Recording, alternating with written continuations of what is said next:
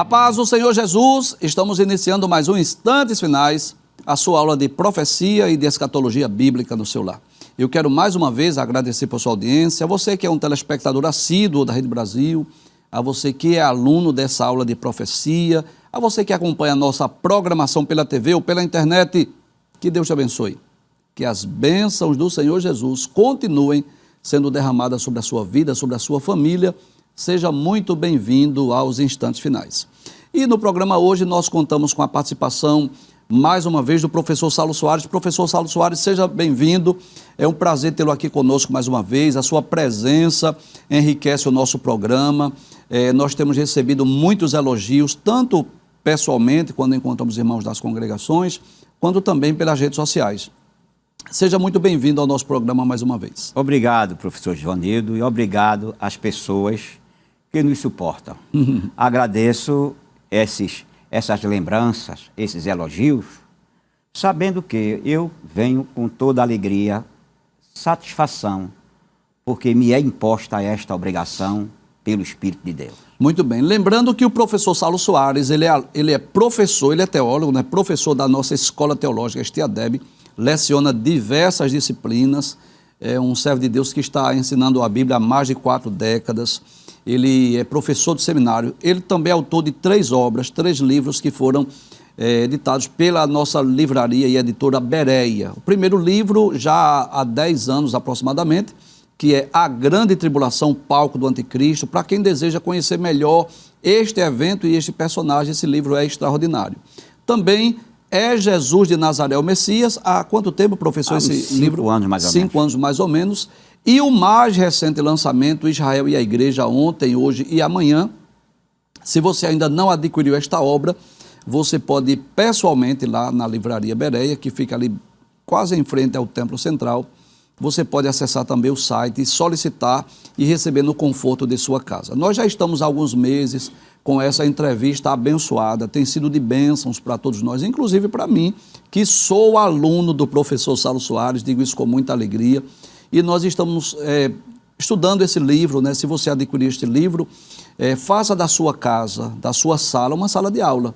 Esteja com a sua Bíblia, seu caderno de anotações, sua caneta e também com o seu livro para você acompanhar essa entrevista abençoada. Eu espero que você tenha assistido o programa anterior, que nós estudamos um dos assuntos mais importantes da escatologia e um dos mais polêmicos, que foi exatamente sobre as 3 escolas de interpretação quanto à vinda de Cristo, que é a escola pré-tribulacionista, mid ou meso-tribulacionista e a escola pós-tribulacionista, onde o professor Saulo, aqui com riqueza de detalhes, falou sobre cada uma dessas escolas, os seus argumentos. Se você não assistiu, você vai lá no YouTube. Hoje nós vamos falar sobre 2 temas importantíssimos. Primeiro é sobre a morte, que você sabe que é um fenômeno, que é algo que todos nós estamos sujeitos, né? Só que existem mais de um tipo de morte. Não existe só a morte física. Então o professor Saulo Soares vai explicar o que é a morte, os tipos de morte. E também vamos falar hoje sobre ressurreição. Ressurreição dos justos, ressurreição dos ímpios, as 3 fases da ressurreição dos justos. Olha, o programa hoje está imperdível. E eu quero lhe sugerir que você esteja aí com a sua caneta, né, seu caderno de anotações, porque hoje o programa está imperdível. Professor Saulo Soares, vamos falar sobre esse tema, nessa realidade, não é, que é a morte, não é? Todos nós estamos sujeitos à morte, independente da cor da pele, independente da classe social, independente da idade, a morte, não é? Na realidade, todos nós estamos sujeitos. E eu gostaria de perguntar, a princípio, ao professor, né, sobre a morte. Como é que o senhor define a morte? O que a Bíblia diz sobre a morte, sobre o morrer do homem? O estudo da tanatologia, que thanatos é morte no grego, eu sempre gosto de fazer uma pergunta a meus alunos, que eu coloquei no livro É Jesus de Nazaré o Messias. O que é a morte? Aí eu pergunto, a morte é um anjo? Se for um anjo, está a serviço de quem? De Deus ou de Satanás? Se está a serviço de Deus, por que Jesus lançará ela no lago do fogo, se ela está a serviço de Deus? Se está a serviço do diabo, qual o poder que o diabo tem de matar Jesus? Na verdade, a morte é um decreto. Deus fez o decreto da morte, ainda não havia pecado no mundo.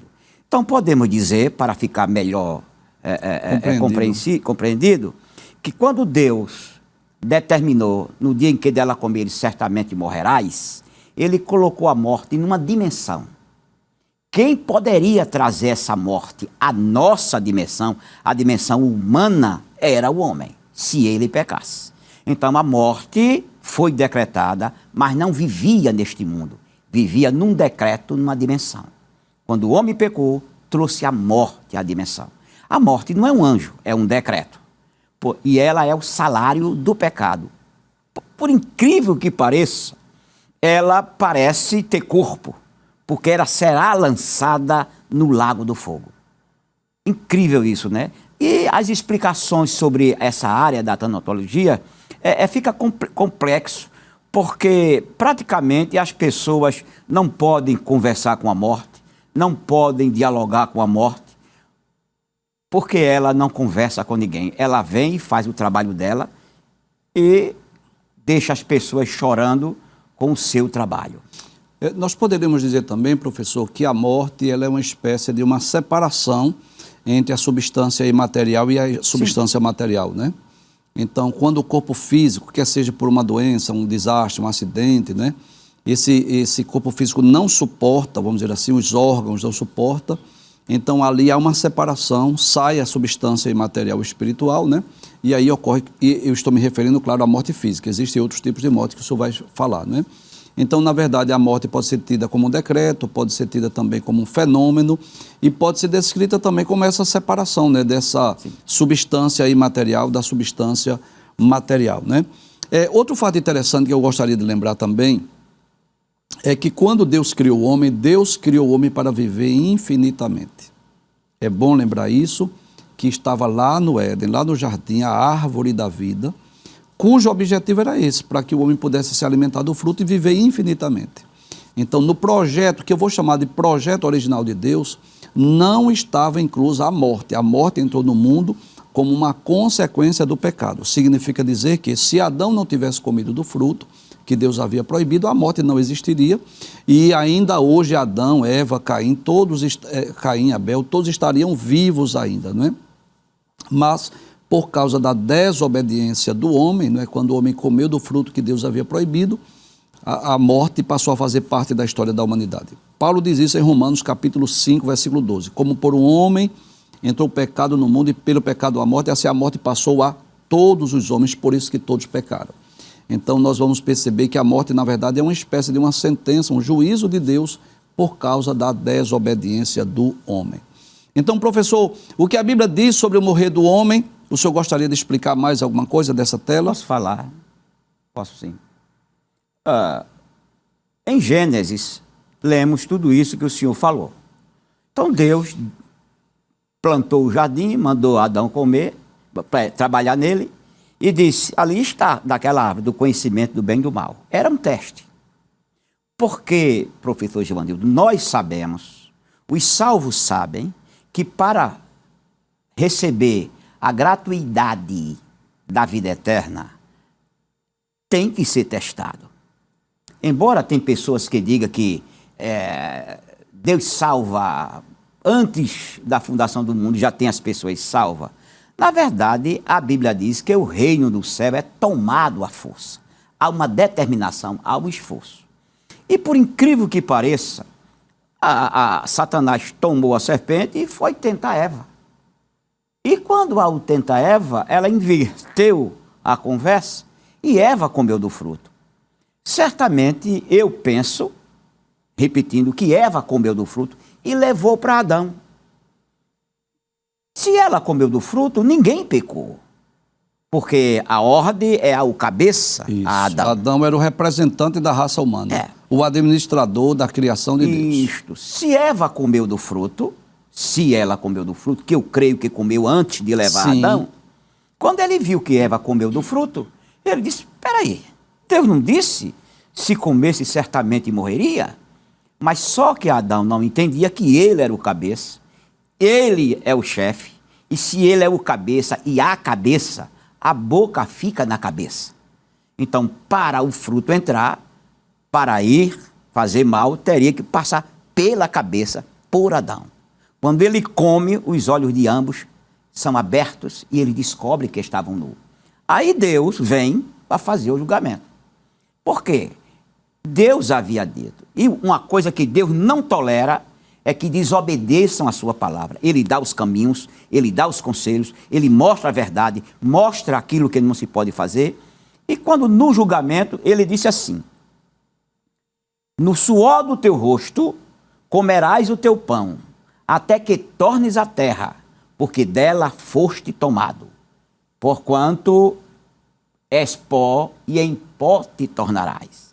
E em Gênesis capítulo 5, versículo 5 está escrito: e foram os dias que Adão viveu 930 anos e morreu. Observe o que Adão teve uma prova do que era a morte. Ele ainda ficou sem seu filho Abel quando Caim matou. Então, antes que Adão morresse, ele viu parentes seus serem mortos. Ele conheceu a morte. E certamente os dias dele não foram dias felizes, tá certo? Sempre pensando no que tinha feito e no que iria acontecer. E é por causa desse pecado de Adão, como citou o Senhor, a morte veio a todos os homens. Todos têm que morrer, a não ser aqueles que serão arrebatados. Exato. Inclusive, professor, o momento é oportuno para nós lembrarmos, né, que Deus deixou bem claro nessa possibilidade de pessoas serem trasladadas, arrebatadas, sem experimentar a morte, né? Nós encontramos no Antigo Testamento 2 exemplos, 2 personagens, 2 servos de Deus que foram trasladados, foram levados ao céu sem experimentar a morte, né? Que é Enoque, capítulo 5, versículo de número 24 do livro de Gênesis. Ele também está lá na Galeria dos Heróis da Fé, em Hebreus 11, e o outro é Enoque, que está logo no início do segundo livro dos Reis, capítulo de número 2. Então, esses 2 personagens foram trasladados, né, Enoque e Elias, sem experimentar a morte.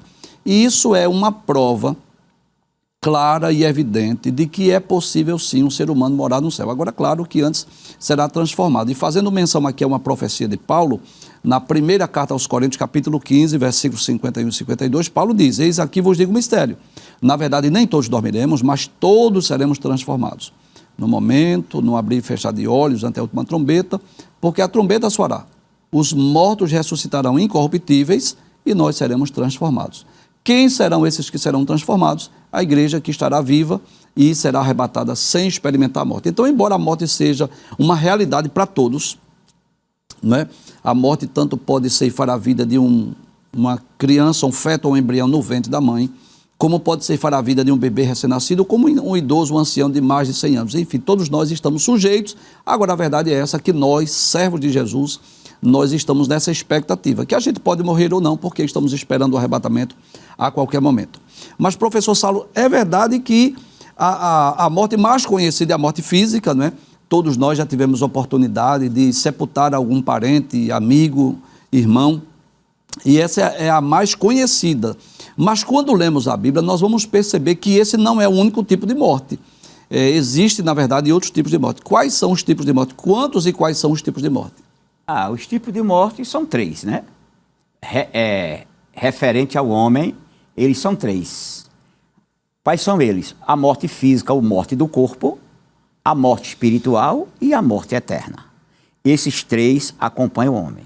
É como o senhor acabou de dizer, as pessoas não conhecem esses 2 últimos porque vivem conforme o mundo oferece. Só numa dimensão física, não material. Eis o lema deles: vivamos e comamos, porque amanhã iremos morrer. Então, qualquer coisa para estas pessoas que não conhecem a morte espiritual e não conhecem a morte eterna, a morte física é o grande problema. Então, como eles acham que não há um castigo, eles fazem o que quer. Trocam mulheres trocam de maridos, homens trocam de mulheres, eles fazem o que quer, entram no pecado que Satanás... Vive uma vida desregrada, sem compromisso com Deus, com a palavra, né? Nada, porque eles não conhecem a vida eterna, não conhece a morte eterna, não conhece a vida espiritual e não conhece a morte espiritual. Muito bem, eu vou pedir, professor, para o senhor explicar para nós esses 3 tipos de morte, porque com certeza muitos telespectadores, né, não sabem essa distinção. Pensa que a morte é uma coisa só. Então, primeiro, vamos só reforçar aí o que vem a ser essa morte física. Tá certo. Né? Fale sobre a morte física, por favor. A morte física ou morte do corpo. De acordo com o pastor Cláudio Honor Correia de Andrade, em termos teológicos, é a separação entre o corpo e a alma. Está escrito na página 103 do seu dicionário. É a cessação da vida física. Acabou a vida física. Uma causa penal. É um castigo causado pela desobediência do primeiro casal. Esse é o tipo de morte que eu diria mais comum, mais conhecido, né? Que é a morte física, quando a pessoa morre, né? E aí tem que sepultar. Né? Dentro da nossa cultura, 24 horas no máximo, essa pessoa é levada ao cemitério e é sepultada. Isso é uma coisa tão comum que as pessoas fazem piada disso. É verdade. Agora, é piadas macabras. Que ninguém quer morrer. Exato. Ninguém quer morrer, tá certo? Então, principalmente o pecador. Eles juntam tesouro na terra pensando que não vai morrer.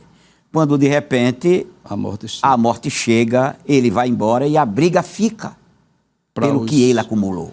Para os filhos, né? Muito bem, vamos falar sobre outro tipo de morte, que é essa morte espiritual, não é? Eu queria que o senhor explicasse para nós, né, para que os nossos queridos telespectadores compreendessem melhor o que é essa morte espiritual. Então, primeiramente, repetindo, a morte física é um castigo, certo. É uma causa penal. Certo. Todo homem tem que morrer. Certo. Tá? Segundo, é a morte espiritual. Com o pecado de Adão, a morte espiritual veio. Se refere à separação entre a alma, o espírito do homem e Deus. Há uma separação. Há uma cortina, então, um véu. Eu diria que enquanto a morte física separa a alma e espírito do corpo humano, não é assim? Porque com a morte sai a alma e espírito do corpo. Isso é a morte física. Eu posso dizer também que essa morte espiritual é uma separação entre Deus e o homem. Ou seja, uma pessoa que não está em comunhão com Deus, ligada a Deus, embora que esteja viva fisicamente, trabalhe, tenha família, etc e tal, mas está espiritualmente morto. É isso mesmo? Morta espiritualmente. Não há uma comunicação, a não ser que Deus, que é soberano, resolva fazer alguma coisa. É alguém que não está em comunhão com Deus. Não está em comunhão com Deus. Vamos dizer assim, o elo de ligação entre a criatura e o Criador não está ligado. Não está ligado. Assim, o castigo anunciado no Éden, que recaiu sobre a raça humana, é primariamente esta morte da alma, a princípio. Aí, como está escrito em Gênesis 2:17, Romanos 5:21, Efésios 2, 1 e 5. Por ela, o homem perdeu a presença e o favor de Deus, e também o conhecimento de Deus e o desejo por ele. Há entre nós que estudamos a Bíblia, ensinamos a Bíblia, que todo ser humano tem um vazio dentro dele em forma de Deus. E ele procura preencher esse vazio, que é em forma de Deus, com coisas que perecem. Com dinheiro, com fama, com autoridade, com beleza, com dinheiro e até com outros deuses. Mas ele nunca está satisfeito. Esse desejo de Deus, esse vazio de Deus no homem, essa morte espiritual... Só Deus pode preencher. Só Deus preencher.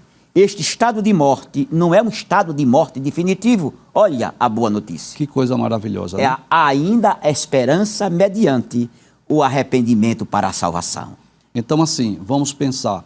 Alguém que esteja morto espiritualmente pode passar a ter vida. De que forma? Através da fé em Cristo, né?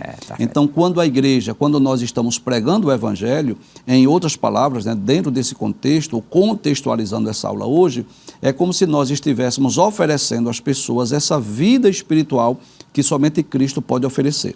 E Paulo fala sobre isso muito claramente na carta aos Efésios, capítulo 2, versículos 1 e 5. Eu quero ler aqui na Nova Almeida Atualizada. Paulo diz assim: e lhes deu vida, ou seja, Cristo nos deu vida, quando vocês estavam mortos em suas transgressões e pecados. Ou seja,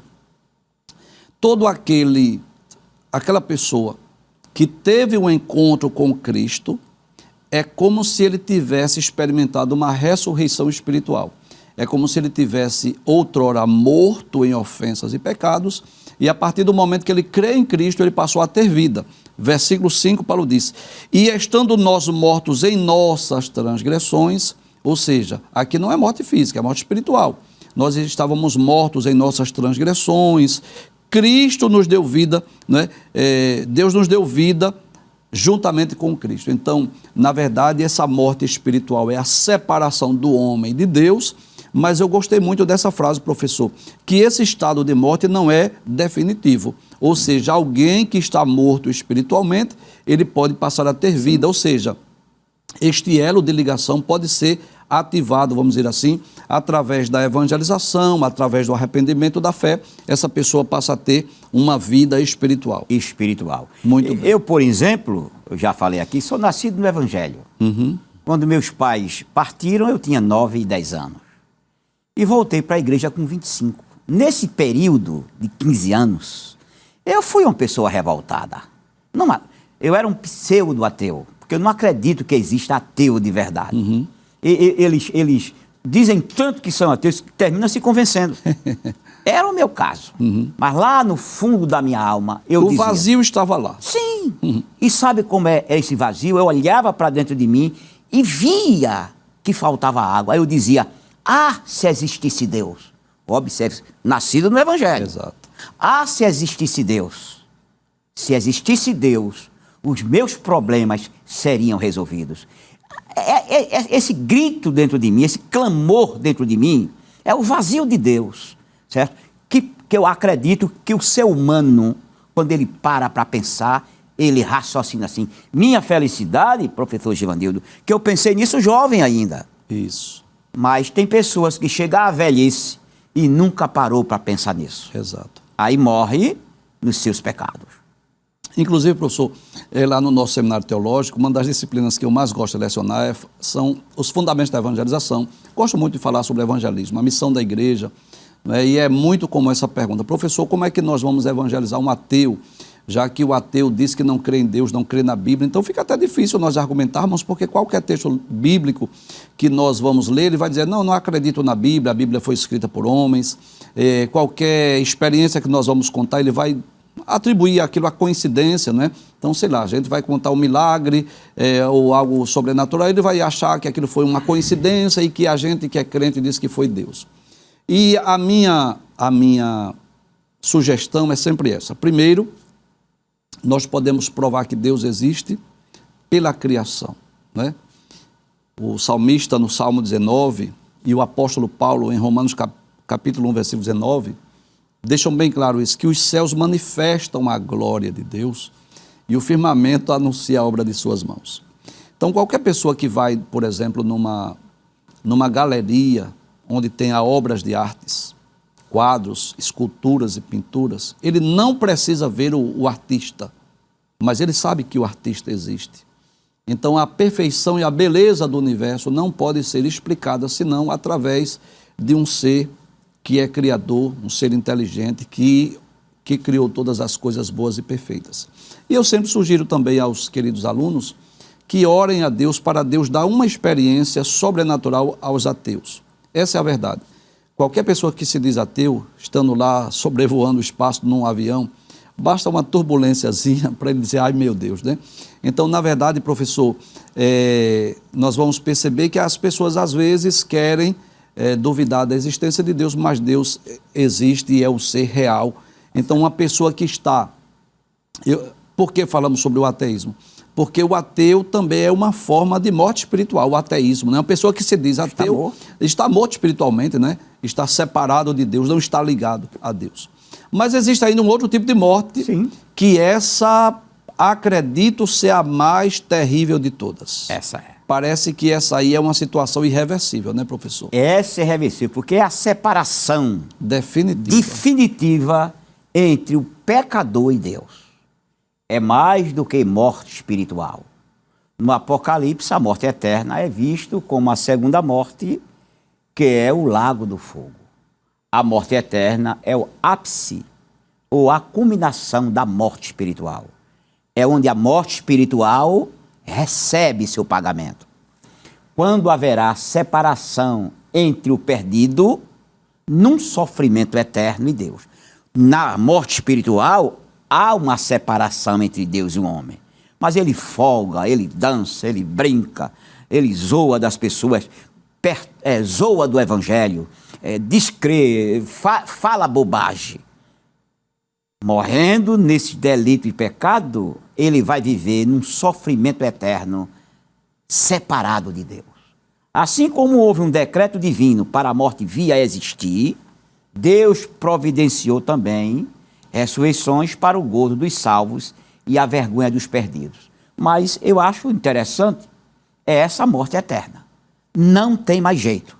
Tá? Morreu hoje, sem Cristo Jesus, está destinado a condenação eterna. A condenação depois do juízo final. E o juízo final, professor Givanildo, como o senhor bem sabe, não é para saber quem vai ser lançado.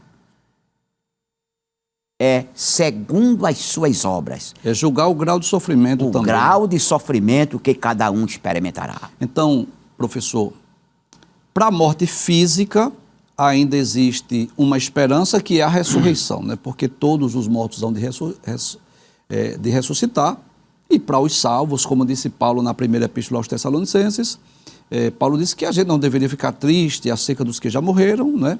Porque se nós cremos que Jesus morreu e ressuscitou, aos que em Jesus dormem, ou seja, aos salvos, Deus os tornará a trazer com ele. Então, para a morte física ainda existe uma esperança. Qual é? Vão ressuscitar e, se morrer o salvo, vai habitar com Cristo nos céus. É por isso que quando nós participamos de uma cerimônia fúnebre, nós alimentamos a esperança de rever aquele parente, irmão ou amigo. Para a morte espiritual ainda há chance, através da evangelização, através da pregação do evangelho. Há um texto muito interessante que eu cito muito nos instantes finais, que é Lucas capítulo 16, versículo 19 a 31. Aquele homem rico pediu ao pai Abraão para mandar Lázaro pregar para os 5 irmãos, para que não venham para esse lugar de tormentos. Então significa dizer, olha, aquele homem rico já estava morto espiritualmente. Não tem mais saída para ele. Ele vai ressuscitar para ser julgado no juízo final e condenado. Sim, senhor. Agora, para os 5 irmãos que estavam vivos fisicamente, mas mortos espiritualmente, ainda havia saída. Por isso que ele queria que o pai Abraão mandasse Lázaro evangelizar. O pai Abraão disse não. Lá ele tem Moisés e os profetas. Então, essa é a missão da igreja, pregar o evangelho, levar as boas novas de salvação, para que essas pessoas que estão mortas espiritualmente, elas passem a ter vida. Agora, caso alguém esteja espiritualmente morto, ou seja, separado de Deus e venha a óbito, ou seja, é a reunião dessas duas mortes, a morte física com a morte espiritual, ou eu posso dizer, a morte espiritual com a morte física vai gerar uma morte eterna e se morreu nessa condição, não há nenhuma possibilidade de salvação. Embora que todos irão ressuscitar, justos e ímpios, a verdade é que quem morre eternamente, ou seja, está morto espiritualmente e morre fisicamente, para essa pessoa não há nenhuma possibilidade de salvação. Com muito respeito aos nossos queridos telespectadores de outra religião, eu não quero aqui denegrir a sua religião e nem a sua religiosidade. Mas à luz da Bíblia podemos dizer, não adianta acender vela, fazer missa, rezar pelas almas, porque se morreu sem a sua salvação, não há como obter salvação na outra vida, porque não existe purgatório. Purgatório é uma heresia, não é uma doutrina bíblica. Nós não cremos que se alguém morreu, nós vamos rezar pela alma para ele sair do purgatório para o céu. E eu quero citar a Bíblia. Aquele malfeitor, que ele era um malfeitor, e na hora da morte ele creu em Cristo e disse assim, Senhor, lembra-te de mim quando entrares no teu reino.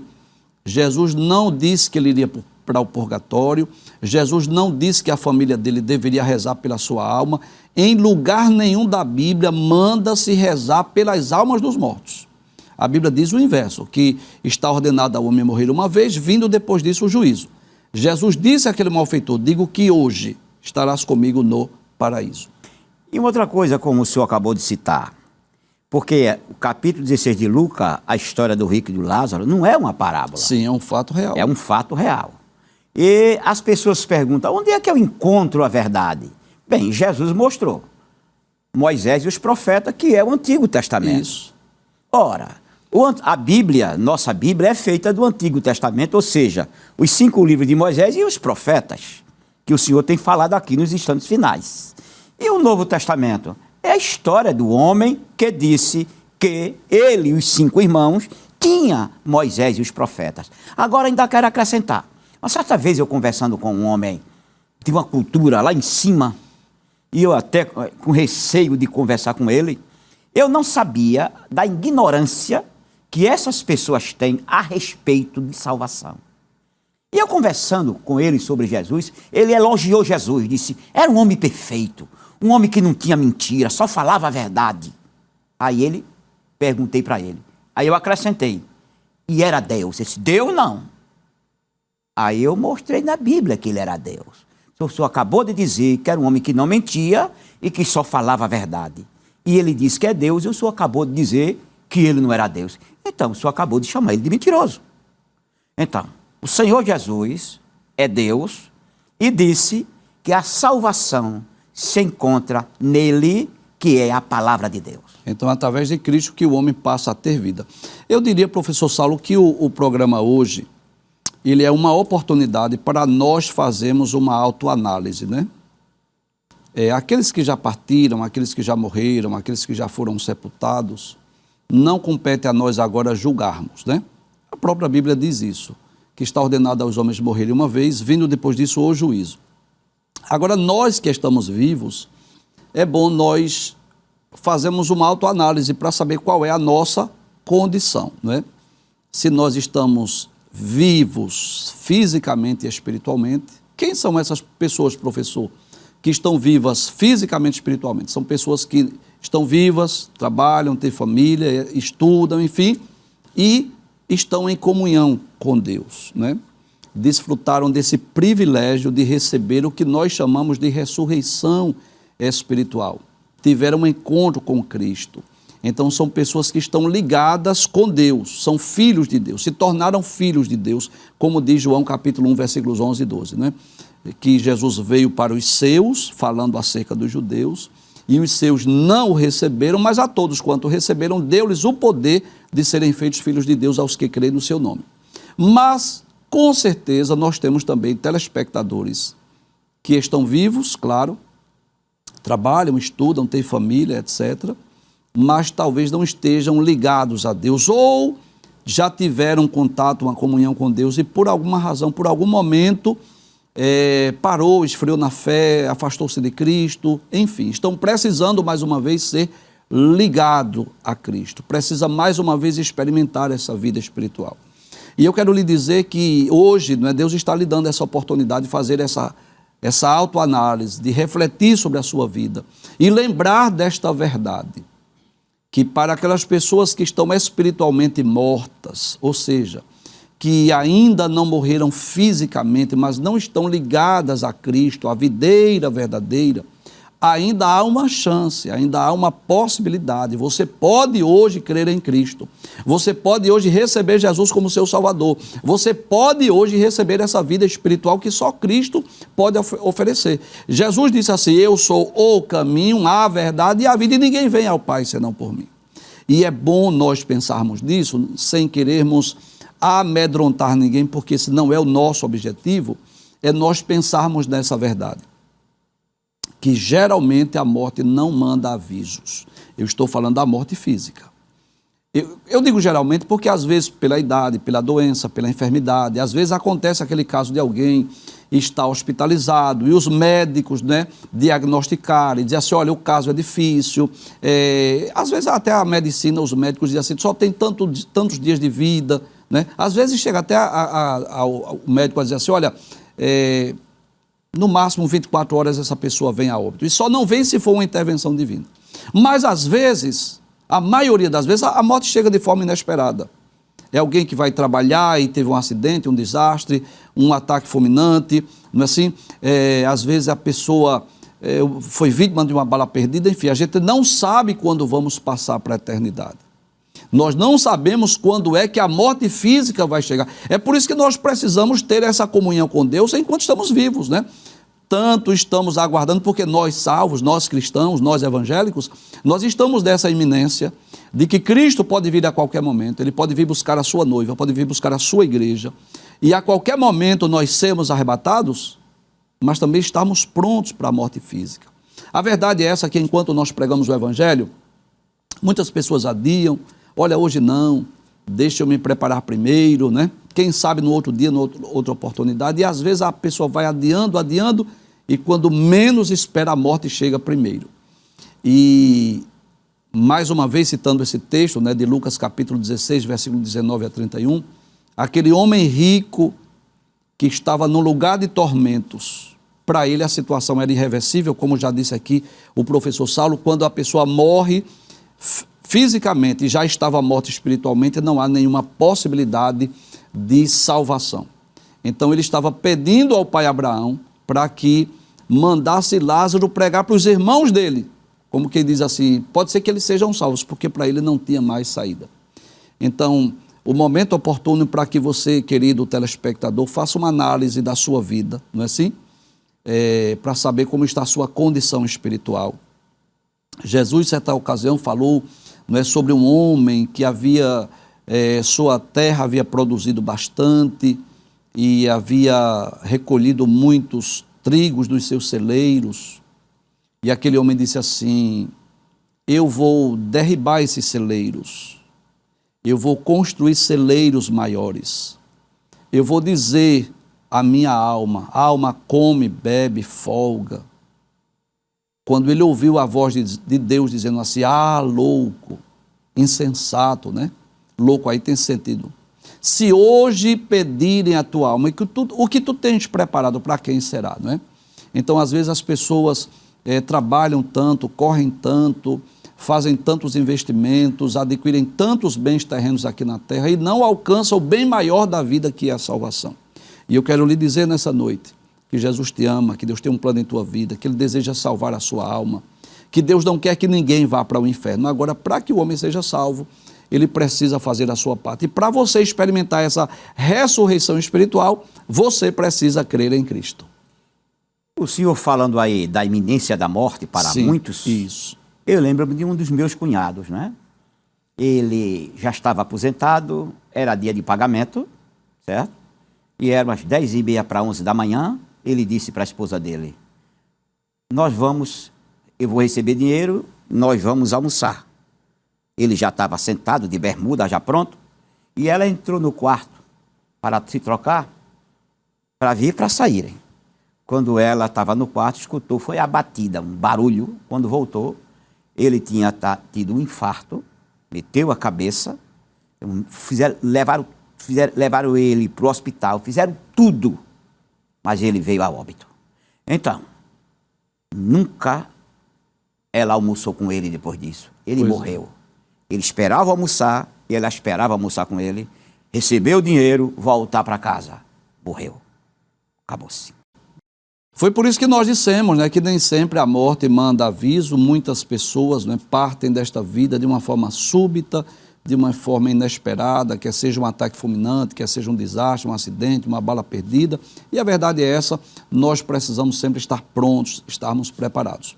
Bem, nós ainda temos um outro tema interessantíssimo para tratar aqui no programa, que é sobre a ressurreição. Assim como existem 3 tipos de morte, não existem também 3 tipos de ressurreição.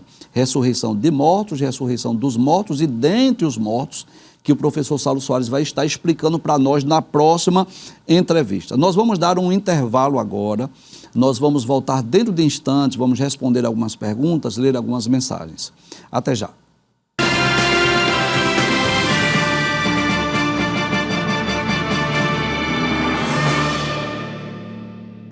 Estamos de volta com o programa Instantes Finais e esse é aquele momento de lermos mensagens, de responder perguntas, de tirar dúvidas. Eu quero mais uma vez agradecer a você que tem enviado a sua mensagem para nós, a você que tem enviado a sua dúvida, a sua pergunta, sua crítica, opinião, sugestão. Saiba que a sua opinião é muito importante para nós.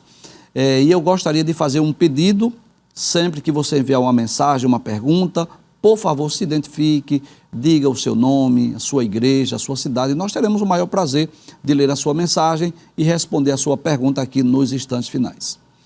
Vamos à primeira. Diácono Zaqueu Manuel, lá de Carpina, e o momento é oportuno para nós enviarmos saudações aos nossos queridos irmãos aí de Carpina, o pastor Simas Dias, ao nosso irmão Zaqueu, também diácono Zaqueu Manuel aí da cidade de Carpina. Em Carpina nós temos uma extensão da Esteadeb. Eu quero enviar saudações à nossa irmã Geovana, o presbítero Gesimiel, a irmã Gisele, e a todos os professores e alunos de Carpina, inclusive o professor Saulo Soares é professor também lá de Carpina. O diácono Zaqueu, ele pergunta: Paz do Senhor Jesus Cristo, professor Givanildo e professor Saulo Soares. Estou aprendendo muito com essa aula maravilhosa. Que bom, irmão Zaqueu. Deus abençoe sempre as suas vidas. Se possível, me responda sobre o ministério de Jesus. Ele começou com 30 anos mesmo? Ele tinha 30 anos de idade quando começou o ministério, professor? Acredito piamente que sim. Porque um sacerdote só poderia entrar no Santíssimo a partir dos 30 anos de idade. E Jesus foi batizado com quase 30 anos. Exato. E a curiosidade dos pesquisadores da Bíblia chega à conclusão de que faltava 40 dias para ele fazer 30 anos. Certo. Por que alguns curiosos nessa área pressupõem isso? Porque ele foi para o deserto e passou 40 dias e 40 noites e certamente completou ali 30 anos e voltou pronto para iniciar seu ministério. Quando ele chamou os seus discípulos e aí começou o seu ministério terreno. Então, irmãos, aqui eu cremos que sim, ele começou aos quase 30 anos, já que ele foi batizado quase aos 30 anos de idade. Vamos ler uma mensagem que enviaram para nós. Antônio Carlos Firmino, da Igreja Deus e Amor, lá da Iputinga, lá no Detran, Recife. Eu quero enviar uma saudação muito especial ao irmão Antônio Carlos Firmino, a Igreja Deus e Amor aí da Iputinga. Sentimos-nos honrados em receber a sua mensagem. Deus abençoe. Ele diz: a paz do Senhor, professor Givanildo e professor Saulo Soares. Tenho aprendido muito com vocês através deste programa. É uma bênção de Deus. Que bom, irmão Antônio Carlos, saber que este programa está abençoando a sua vida. Deus abençoe o senhor e a sua família e a sua igreja. Vamos ler mais uma pergunta. Lúcia Andrade, lá de Rio Doce, em Olinda. Queremos enviar saudações aos nossos queridos irmãos de Rio Doce, aos nossos queridos irmãos lá de Olinda. A irmã Lúcia Andrade diz assim: a paz do Senhor, professor Givanildo e o professor Saulo. O programa Instantes Finais está cada vez melhor, é uma bênção. Que bom saber disso, irmã Lúcia. Ela diz: meu pai e minha mãe já estão na glória com o Senhor. Gostaria de saber se quando eu chegar lá, eu vou reconhecê-los, se eles vão lembrar de mim como filha, não é? Como filha querida e amada. Muito bem, professor. Como é que a gente pode responder à irmã Lúcia Andrade? Certamente nós vamos nos lembrar e saber quem somos, tá certo? O céu seria um lugar muito monótono, né, professor? Se nós chegássemos lá e não conhecêssemos ninguém, não lembrasse de ninguém, né? É que as pessoas querem fazer o céu como o homem faz com as coisas aqui na terra. Sim. Já que o céu, para muitos, é um lugar elitizado, Jesus é Deus, é rei, a gente chega lá quase se escondendo. Fica lá pelos recantos, né? É verdade. Tem até pessoas que dizem assim: olha, eu quero ser pelo menos um zelador lá no céu. Já pensou? Somos filhos de Deus, irmão de Jesus Cristo, herdeiro do céu. O céu é de cada crente que aceitou Jesus como Salvador. Nós temos, desculpa aí, direito ao céu por fé. Assim, Paulo diz na segunda carta aos Coríntios, capítulo 12, versículo 1 a 4, que conhece um homem, talvez seja falando dele próprio, que foi até o terceiro céu, isto é, o paraíso, e lá ouviu coisas que não é lícito ao homem ouvir. Em outro momento ele diz que estava ansioso para partir, para rever os irmãos.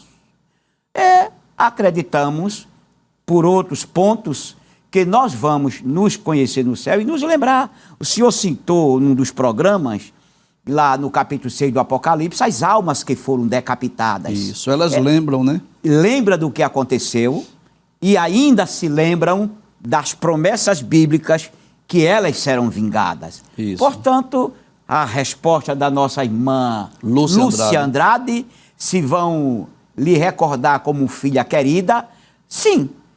Mas aí o sentimento do seu pai, da sua mãe, de todos os salvos que partiram, não é sentimento de pai para mãe. Não é mais. Será um sentimento de irmãos, né? De irmãos. Amor de irmãos, né? Inclusive, nós queremos lembrar aqui aos nossos queridos telespectadores que esse é o sentimento que nós temos, né? Quando chegarmos no céu, nós vamos lembrar de todas as coisas, né? E aí é bom lembrarmos disso. Nós estaremos na presença de Deus, nós estaremos, né, habitando com os patriarcas, os profetas, os apóstolos. Então, na verdade, no céu nós não vamos ter casas, né, como temos aqui na terra, porque a gente não vai precisar dormir nem fazer refeições. Então, o céu é um lugar onde estarão os salvos do Antigo e do Novo Testamento. E será um privilégio, né? Um dos privilégios que nós teremos é de nós podermos ouvir. Imagina, por exemplo, ouvir testemunhos, né, de histórias bíblicas que nós lemos e ouvimos pregações e mensagens, mas imagina, por exemplo, ouvir do próprio Moisés, como foi a passagem pelo Mar Vermelho, como foi o Êxodo, ouvir do próprio Josué, como se deu a conquista de Canaã, ouvir do próprio Noé, como foi construir aquela arca, né? Então, essa é a verdade, o sentimento que teremos lá no céu é aquele amor ágape, que é o amor de Deus, que nós sentiremos uns pelos outros. Então, no céu, nós vamos nos lembrar, sim, dos nossos entes queridos. Agora, não vamos estar reunidos em família, mais uma vez, porque todos seremos irmãos. Então, se nós estivermos com os irmãos do Japão, da China, dos Estados Unidos, de outros países, nós vamos nos sentir tão bem com eles, mesmo que nunca tenhamos visto nem conhecido, como também com aqueles que aqui na terra foram nossos parentes, porque o amor de Deus, o amor ágape, estará presente ali naquele lugar. Então, respondendo a sua pergunta, sim, vamos nos lembrar. Agora, como já disse o professor Saulo, não é mais aquele sentimento de amor materno, amor paterno, mas é o sentimento de amor entre irmãos. Professor Ivanildo, eu queria aqui acrescentar alguma coisa. O senhor falou amor ágape, é o amor de Deus, o amor divino. Sim. Nós humanos, crentes que buscamos, esse amor aflora e cresce em nossa vida. Mas tem o amor entre parentes, o amor eros, o amor de amigos. Sim. Jesus não tinha esses três que falamos, só tinha o ágape. O ágape. Certa vez ele estava numa festa e disseram: mestre, tua mãe e teus irmãos estão aí.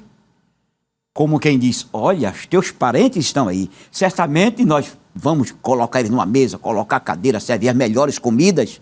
Jesus foi taxativo, disse: minha mãe e meus irmãos são estes que faz a vontade do meu Pai.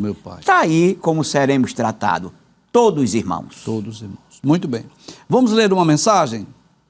Verônica, lá do Janga, em Paulista, queremos enviar saudações à nossa irmã Verônica e também ao evangelista Cícero Conceição, que é o coordenador da área aí no Janga. Enviamos saudações aos nossos queridos irmãos aí do Janga. Ela diz assim: amo este programa, tiro sempre minhas dúvidas através das perguntas de outros irmãos. Olha que coisa maravilhosa. Eu sempre digo aqui, professor Saulo, que quando nós tiramos a dúvida de um irmão, respondemos a pergunta de uma irmã, na verdade outras pessoas estão também aprendendo, né? Ela diz assim, irmã Verônica: Jesus continue abençoando todos aí da Rede Brasil e principalmente nosso pastor Ailton José Alves. Muito bem, irmã Verônica, e nós queremos mais uma vez mencionar aqui o nosso pastor Ailton José Alves, né, que é o maior incentivador, né, o idealizador da Rede Brasil de Comunicação, e queremos também agradecer a ele, externar a ele, ao pastor Ailton, os nossos agradecimentos, pois é através dele que existe a Rede Brasil, que estamos aqui cooperando nesse programa, não é? Primeiramente Deus, segundo lugar, o nosso querido pastor Ailton, que tem nos possibilitado estar aqui participando desse programa. Deus abençoe a irmã Verônica, Deus abençoe os queridos irmãos aí do Janga. Vamos à próxima pergunta. Fernando Damião, lá de Cavaleiro, lá em Jaboatão, eu quero enviar saudações ao nosso querido irmão Fernando Damião, aos nossos queridos irmãos de Cavaleiro, evangelista Gesiel Fidelis, não é? Que é um amigo, foi aluno nosso lá da nossa querida Estiadeb, e enviamos saudações aos nossos queridos irmãos de Cavaleiro. O irmão Fernando diz assim: boa noite, a paz do Senhor. Gostaria de saber do professor Saulo se Sansão foi salvo. Pergunta interessante, né?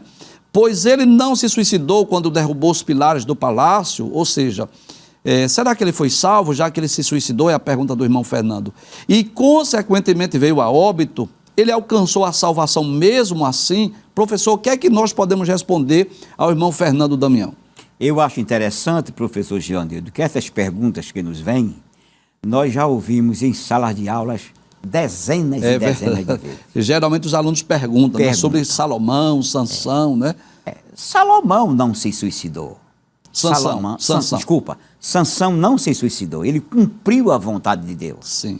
E ele sabia que derrubando aqueles pilares, certamente morreria. Iria se vingar dos inimigos e ia custar a sua vida, Sim, né? é como se ele dissesse, olha, vocês vão morrer, mesmo que eu morra também, mas vocês vão ter que morrer. Porque esta é a vontade de Deus, quando disse a meu pai, Manoá, que eu livraria Israel da mão dos filisteus. Daí, Sansão cumpriu a vontade de Deus e o seu nome está na galeria dos heróis da fé, lá no capítulo 11 da carta aos Hebreus. Portanto, Sansão é um homem salvo. Inclusive, ele é mencionado, né, como o professor Saulo falou, na galeria dos heróis da fé. E, claro, Deus não iria colocar na galeria dos heróis da fé alguém que perdeu a sua salvação. E outro fato interessante é que quando as forças dele foram recobradas, né, ele orou, ele pediu a Deus, então o Espírito Santo revestiu ele mais uma vez, então ele foi cheio do Espírito Santo, podemos dizer assim. E o objetivo de Sansão não foi suicidar-se, não foi tirar a sua vida, mas sim vingar-se dos seus inimigos. Vamos ler mais uma mensagem? Mirtes, lá de Abreu e Lima, queremos enviar saudações à nossa irmã Mirtes, aos nossos queridos irmãos aí da cidade de Abreu e Lima. Ela diz assim: a paz do Senhor. Assisto sempre este programa e tenho aprendido muito. Deus continue lhe abençoando, o professor Givanildo. Da minha irmã Mirtes, Deus abençoe a senhora, a sua família e aos queridos irmãos aí de Abreu e Lima. Vamos responder a última pergunta do programa hoje, professor. Gilca Salvador, lá de Caruaru, Pernambuco. Queremos enviar saudações à irmã Gilca, à sua família, aos nossos queridos irmãos aí da cidade de Caruaru, com exclusividade ao pastor Ailton José Alves Júnior, ao evangelista Washington Martinez, à irmã Maria das Graças. Nós temos aí uma extensão da Esteadeb na cidade de Caruaru, com aula só aos sábados, e eu quero enviar saudações aos nossos queridos professores e alunos da Esteadeb em Caruaru. A irmã Gilca diz assim: a paz do Senhor. Gosto muito desse programa, ele tem sido uma bênção para mim. Muitas dúvidas que eu tinha foram esclarecidas através desse programa. Que bom, irmã Gilca, fico feliz em saber disso. Ela diz: adquirir os livros A Grande Tribulação e Israel e a Igreja do professor Saulo são uma bênção. Verdade, irmã Gilca, eu sempre recomendo aqui essas obras. Parabéns pela aquisição, boa leitura para a senhora. Ela diz: gostaria de esclarecer uma dúvida. Se Israel vai aceitar o anticristo, os que receberem o sinal da besta não se salvarão? Como fica a situação de Israel? Como podemos responder a irmã Gilca, professor? Querida irmã Gilca, observe. Israel, corporativamente, como nação, ela será salva. Há 3 grupos predestinados. Não existe predestinação individual nas Escrituras. Não existe. Existe predestinação de grupos. A igreja está predestinada a ir para o céu, a estar com Cristo eternamente. Os salvos, o povo, igreja e todos aqueles que do Antigo Testamento que aceitaram na grande tribulação, sua predestinação é céu. Os pecadores, aqueles que morreram sem Cristo, com a morte eterna, estão predestinados à perdição eterna, ao lago do fogo. E Israel está predestinado a receber o Messias. Se dentre este povo de Israel alguém recebeu o sinal da besta ou não, certo? Deus o julgará de acordo com a vontade dele. Sabendo que as pessoas fazem algo terrível com esse sinal da besta. Lembre-se, o sinal da besta, que as pessoas serão condenadas por ela, é porque vão querer o sinal da besta. Vão gostar de servir ao anticristo. Coisas que Israel vai descobrir antes da imposição, certamente para ele. Porque durante 3 anos e meio, o anticristo está se passando por descendente de Davi, o Cristo de Israel. Quando Israel descobre, ao final de 3 anos e meio, repudia todas as ações dele. Tá certo? Então eu não posso garantir que Israel por inteiro receberá a marca da besta. Muito bem, professor Saulo, é sempre bom recebê-lo.